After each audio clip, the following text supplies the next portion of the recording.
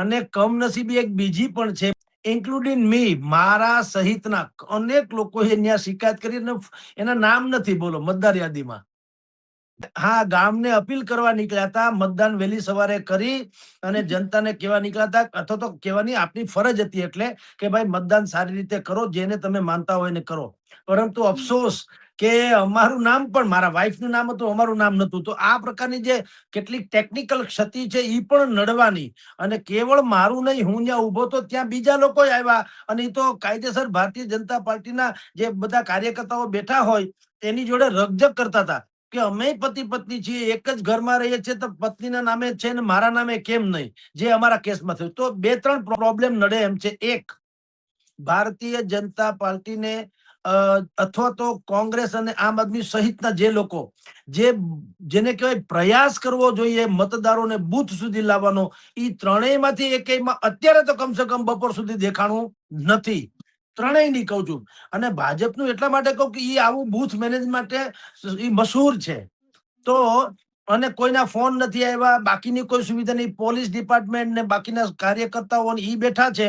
પણ જેને કહેવાય કે સોસાયટીઓમાંથી, ગલી શહેરીઓમાંથી લોકોને બહાર કાઢવા અને મતદાન મથક સુધી લઈ જવાની જે અગાઉ કવાયત થતી હતી એ અત્યારે જોવા મળી નથી.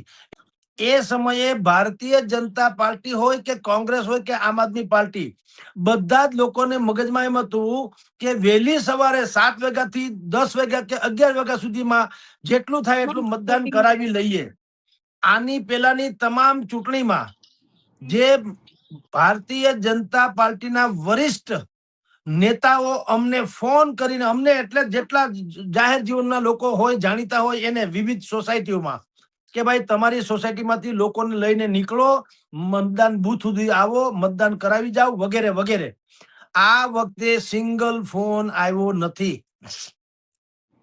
અને એટલું જ નહીં, અમારે ત્યાં હું પેરેડાઇઝ હોલ એટલે કે સાધુ વાસવાણી વિસ્તાર અમારો કહેવાય, રૈયા રોડ બાજુ, બાપા સીતારામની મઢી, પેરેડાઇઝ હોલ, ત્યાં સામાન્ય રીતે અમે અનેક વખત મતદાન કર્યું ત્યારે લાંબી લાંબી સવારના પૂરમાં લાઈનો જોવા મળતી હતી.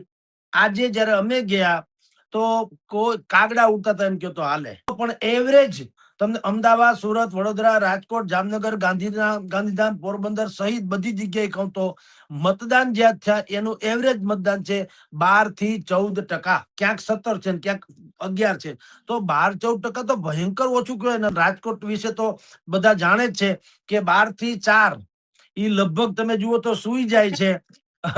અને અમારા વિશે તો એવું કહેવાય કે અહીંયા ધારો કે ભિખારી હોય ને ઈ પણ બોર્ડ મારે. આપણે એક કાર્ટૂન જેવું આવેલું કે એને કીધું 12 થી 4 હુતા હોય તો એને બોર્ડ મારેલું કે કોઈએ સિક્કા નાખીને ડિસ્ટર્બ ન કરવા, બને તો રૂપિયાની નોટ નાખવી એટલે મારી ઊંઘ હરામ ન થાય 12 થી 5 તો ઈ અતિશયોક્તિ. પણ કહેવાનો તાત્પર્ય એ છે કે બપોરે સામાન્ય રીતે અહીંયા કોઈ નીકળતા નથી હોતા. તો હવે બાકીનો ખેલ તો 5 થી 7 પડે તો થાય. હવે 5 થી 7 2 જ કલાક હોય, તમે ગમે તેટલા લોકોને બહાર કાઢો તો પણ એક વ્યવસ્થા તો છે કે જેટલા લોકોનું ત્યાં આવી જશે એના મતદાન કરવા દેશે, ભલે સમય લંબાય. પણ બાકી કેટલી લાંબી હરોળ લાઈન તમે કરો તો પણ યા તો મતદાનથી વંચિત રહેશે, યા જે અમારા કેસમાં બન્યું એવું કે જયારે અહીંયા જાય ત્યારે કહેશે તમારા નામ નથી, તો શું થશે? એટલે મતદાનની આ વખતે જેમ પ્રચાર નીરસ રહ્યો એમ અત્યાર સુધી કહું છું, બપોર પછીની ખબર નથી, પણ અત્યાર સુધી તો પ્રચાર જેમ નીરસ રહ્યો એમ મતદાન પણ નીરસ છે. ખાસ કરીને મનપા જેવા વિસ્તારોમાં, શહેરી વિસ્તારોમાં જે ભારતીય જનતા પાર્ટીનો ગઢ ગણાય એનાથી તદ્દન ઉલટું ગ્રામીણ કક્ષાએ મતદાન વધુ છે. બોલો, જ્યાં જિલ્લા તાલુકા પંચાયતની ચૂંટણી છે, જે ગ્રામીણ ઇલાકા છે અને જ્યાં આપણે બધા જાણીએ છીએ ત્યાં કેવું પરિબળ કામ કરતું હતું એન્ટી એસ્ટાબ્લિશમેન્ટનું, તો ત્યાં પાછું મતદાન વધારે છે. ક્યાંય 24% છે, ક્યાંય 22% છે, ક્યાંય 25% છે, 36% છે. તો એનું ગુજરાતી આપણે સમજી શકીએ છીએ કે પરિસ્થિતિ કેવી છે. મારા કામ જ બોલે છે, તમે આફોડા મત આપશો એને બદલે હજી ઢંઢેરા પીટવા પડે, એનું ગુજરાતી શું છે? એટલે પેલી વાત તો એ કે જનતા બિલકુલ એલર્ટ થઈ ગઈ છે અને બધાને ખબર પડી ગઈ છે કે આની ભીતરની શું રણનીતિ હોય છે. રાજકોટ સહિતના અનેક વિસ્તારોમાં તમે ને મેં બધાએ સાંભળ્યું હશે કે લોકોએ લાખો રૂપિયા આપીને ટિકિટ લીધી. એટલે જનતાની સેવા કરવા માટે લાખો રૂપિયા આપવા પડે, ગજબ ન કહેવાય?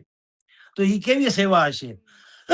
એટલે એક તો ઈ નંબર બીજું પરિબળ આ ઉનાળો, જે આમ સામાન્ય રીતે દર વખત આવતો હોય, આ વખતે અંબાલાલ પટેલ થી માંડીને બધાએ કીધું તેમ જરાક ભીષણ ગરમી છે, અને ઈ તાપે છે તો રાજકારણીઓના વિરોધનો સંતાપ પણ છે. તાપ અને સંતાપ બેય છે.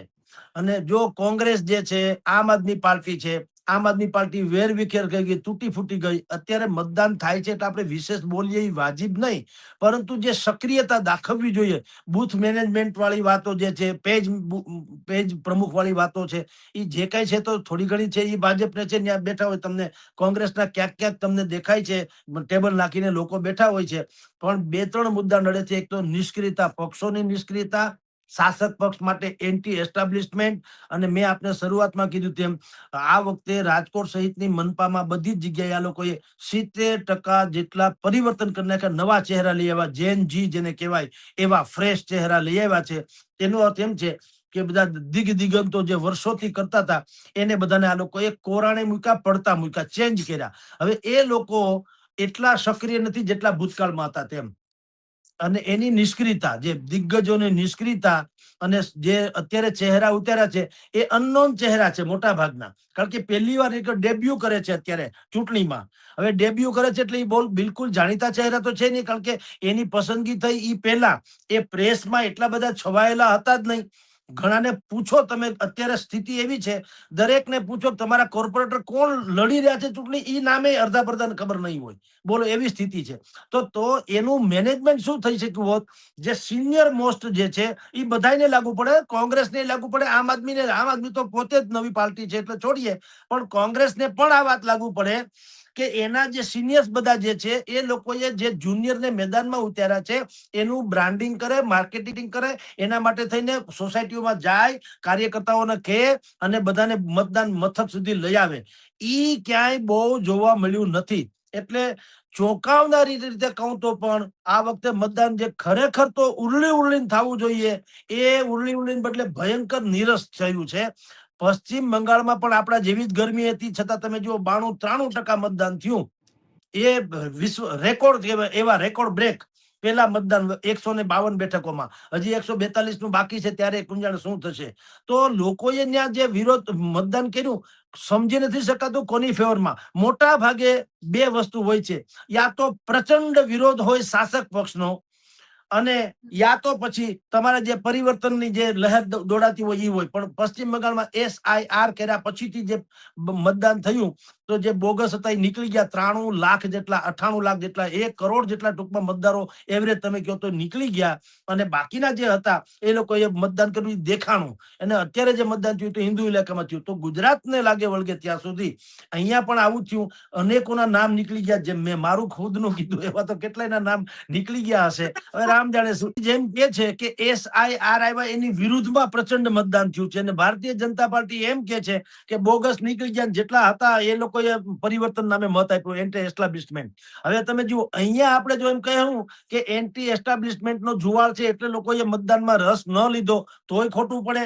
કારણ કે મતદાનમાં કચકચાવીને મતદાન કરે તો શાસક પક્ષની વિરુદ્ધમાં મોટા ભાગે જાતું હોય છે.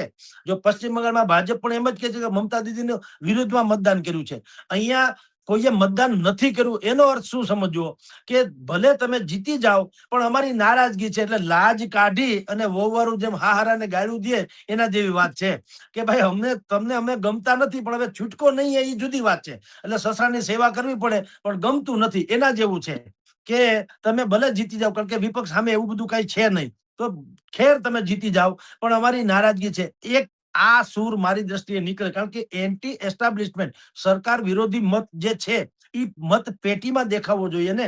તો ઉમળકાભેર મતદાન થવું જોઈએ, ભયંકર થવું જોઈએ. અને એ તો મતદારોના ચહેરા કહી દે કોણ કઈ. રાજકોટ જેવું ગામ છે, અહીંયા 23 લાખની વસ્તીમાં તમારી જાણ ખાતર બેન 9.70 લાખ મતદારો છે, એટલે 10 લાખની આળેગાળેના. પણ અમે 30 વર્ષથી અહીં રખડીએ છીએ, અમે તો લગભગ ચહેરાને ઓળખીએ છીએ કે આ ભાજપમાં છે, કોંગ્રેસમાં છે, મોટા ભાગના સમજી લ્યો. તો એ તો જૂથ આવે તો ખબર પડી જાય કોના તરફી લોકો છે. પણ અત્યારે મેં અમારી જે નજરે જોયું તે અપર ક્લાસીસ જેને કહી શકાય, અપર ક્લાસના લોકો, ભણેલા ગણેલા શિક્ષિત વગેરે, એ લોકો મતદાન મથકોમાં જોવા મળ્યા, જે ભારતીય જનતા પાર્ટી તરફ હોય એવું સ્વાભાવિક જ લાગે. અને બાકી જે માઇનોરિટી છે, દલિત છે કે બીજા કોઈ ઓબીસી વગેરેના છે કે કોંગ્રેસની છાપ ધરાવનારા ચહેરાઓ અમને ખબર જ છે એટલે કહું છું, એવા અત્યારે જોવા નથી મળ્યા. કમસે કમ શક્ય છે કે સાંજના ફેસમાં કદાચ એ લોકો આવે, કારણ કે આ તડકો બહુ છે એટલે અત્યારે કોઈને લઈ આવવા ઈ પણ અઘરા છે, ઘરેથી બહાર કાઢવા ઈ પણ. અને અમુક પ્રકારની લાલચ કે હવે એ બધી બધી ગૌણ વસ્તુ થઈ ગઈ છે. લોકો સમજી ગયા છે કે 2-5-10 રૂપિયા કે બટેટા કે ભોજન કે પાણીની બોટલ કે નાસ્તાનું પેકેટ ઈ કોઈ આપણા મેટર કરતું નથી. કારણ કે 5 વર્ષનો સંતાપ જે છે ને એ અત્યારના તાપ કરતા વધુ ખતરનાક છે. પણ જનતાની પાસેથી એ મત લેવા માટે થઈને જે કોશિશ થવી જોઈએ, એ કોશિશ જે છે એ અત્યારે જોવા નથી મળી. માણા કે ને કે ભાઈ, વાદે અક્ષર ટूट जाते हैं, कोशिशें कामयाब हो जाती है, પણ કોશિશની ખામી છે.